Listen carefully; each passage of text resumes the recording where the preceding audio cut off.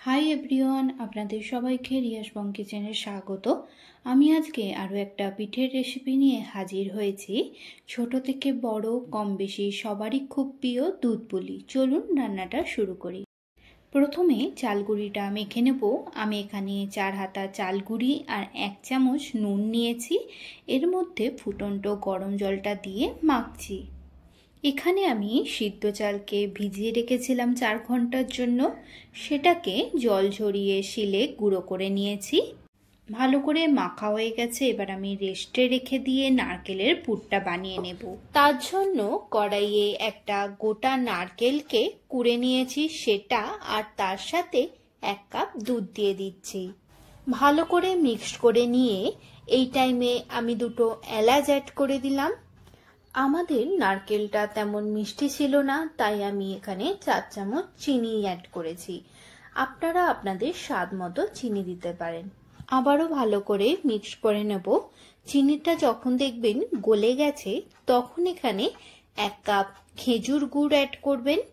এই খেজুর গুড়টাই আসল জিনিস, যা পিঠের স্বাদকে দ্বিগুণ করে তোলে।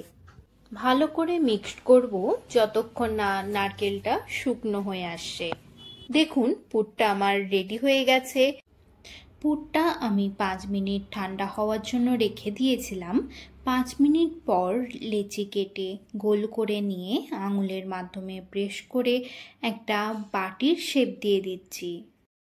এর মধ্যে আমি 1 চামচ নারকেলের পুর দিয়ে মুখটা ভালো করে বন্ধ করে দিলাম।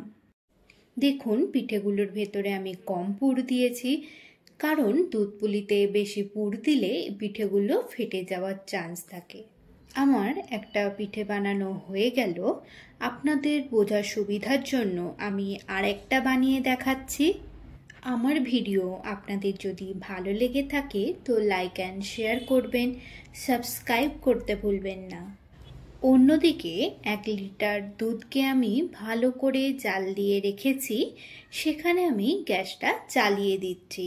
আমার সবকটা পিঠে বানানো হয়ে গেল। দেখুন কি সুন্দর লাগছে না? আপনারা এগুলো এমনি সেদ্ধ করেও খেতে পারেন।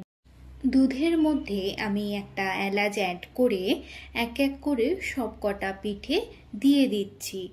এই সময় আঁচটা পুরো একদম মিডিয়ামে রাখতে হবে। 2 মিনিট মিডিয়াম আঁচে আমি ফুটতে দেব।